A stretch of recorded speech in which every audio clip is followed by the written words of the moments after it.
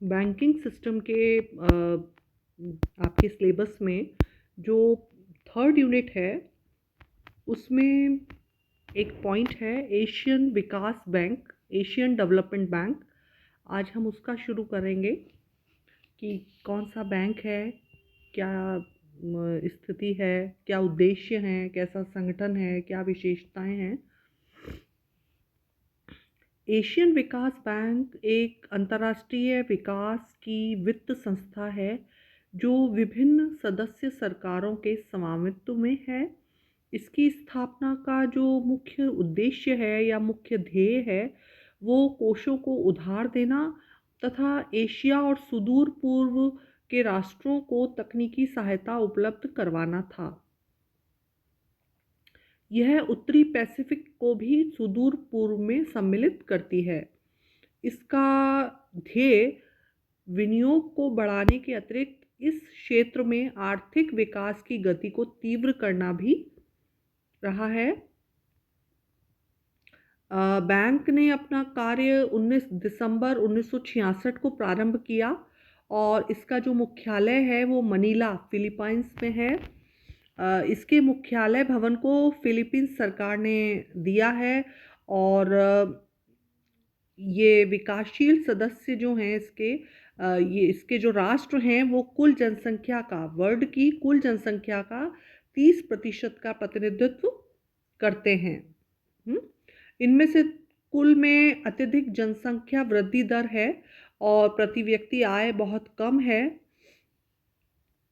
दरअसल द्वितीय विश्व युद्ध के पश्चात इस क्षेत्र में बहुत से विकासशील राष्ट्र आर्थिक विकास तथा लोगों के जीवन स्तर को ऊंचा उठाने के प्रयत्न करते रहे हैं, लेकिन पूंजी की कमी, कुशल श्रमिकों की कमी, तकनीकी ज्ञान का अभाव, अल्प बाजार और प्रकृति की अनिश्चितता उनके सभी प्रयासों पर पानी फेर देती है और उनकी विकास दर निरंतर कम होती है। दरअसल इस स्थिति को एशियन राष्ट्रों ने महसूस किया 1960 के दशक के आरंभ में और उन्होंने ये भी महसूस किया कि क्षेत्रीय स्तर पर उनको सम्मिलित रूप से प्रयास करने चाहिए। तो ऐसा एक क्षेत्रीय विकास बैंक होना चाहिए जो क्षेत्र की सहायता करे, जिसके अंतर्गत उसके स्वयं का और अंतर्राष्ट्रीय सहयोग विद्यमान हो। ऐसा करने से विकास को तीव्र करने में मदद मिलेगी। एक क्षेत्रीय विकास बैंक विनियोगों को आकर्षित कर सकता है, विभिन्न परियोजनाओं जहां वित्त का अभाव हो और उनको वित्त प्रदान कर सकता है। तो ये मुख्य रूप से उन छोटे और कम विकसित राष्ट्रों पर ध्यान केंद्रित कर सकता था जो मुख्य रूप से सहायता के अधिकारी थे।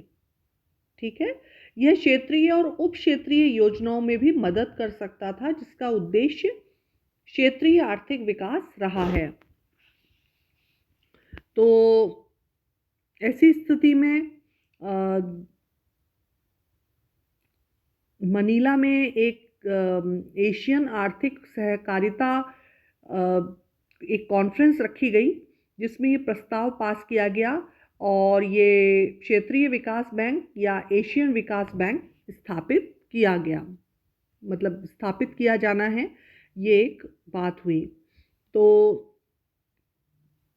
इसका जो उद्देश्य है, बैंक का प्रमुख उद्देश्य एशिया और सुदूर पूर्व पैसिफिक को सम्मिलित करते हुए क्षेत्रों का आर्थिक विकास तीव्र करना तथा इनमें सहयोग करने के उद्देश्य से स्थापित करना है।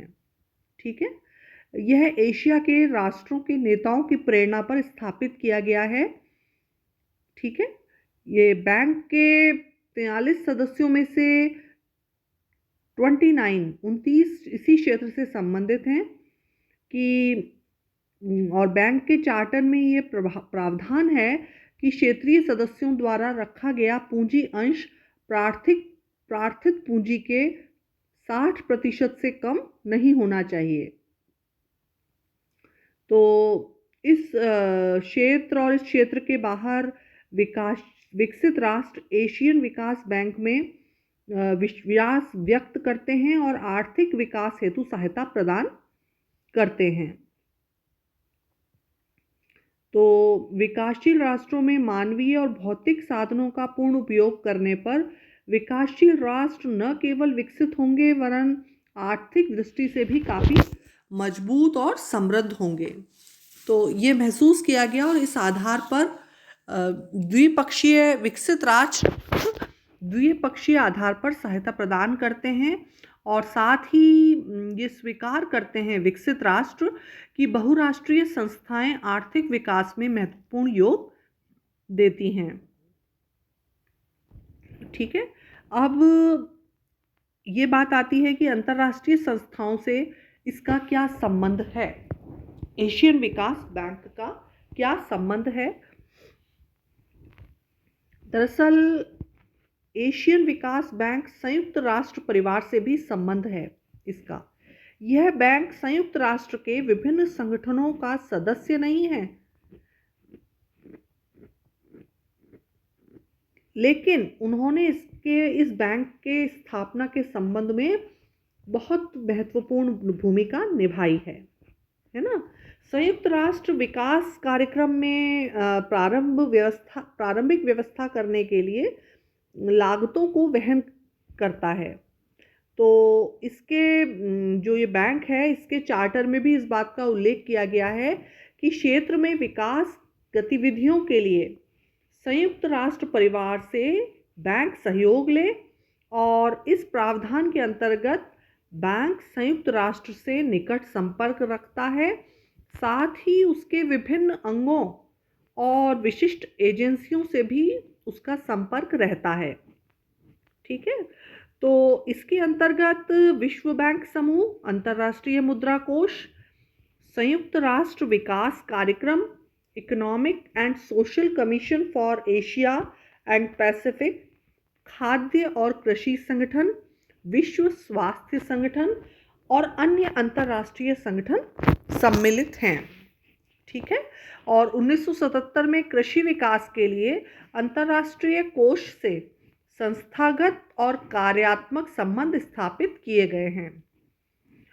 बैंक एशियन विकास बैंक विश्व बैंक से नियमित और आवश्यकता पड़ने पर सलाह लेता है और उससे विभिन्न कार्यक्रमों, व्यक्तिगत परियोजनाओं और राष्ट्र के आर्थिक विकास हेतु सलाह मशवरा भी करता है।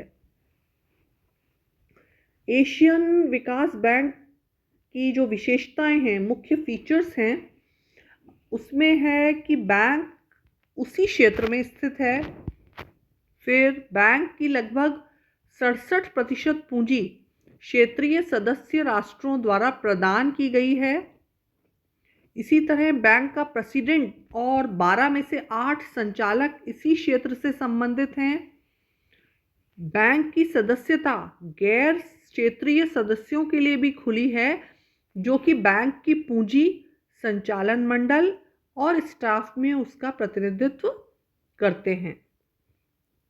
लास्ट, बैंक संयुक्त राष्ट्र परिवार का सदस्य नहीं है, लेकिन बैंक का यह कार्य है कि वह संयुक्त राष्ट्र परिवार तथा सार्वजनिक अंतर्राष्ट्रीय संगठनों एवं अन्य अंतर्राष्ट्रीय संस्थाओं, राष्ट्रीय संस्थाओं से क्षेत्र के विकास कार्यक्रमों के लिए सहयोग प्राप्त कर सकता है।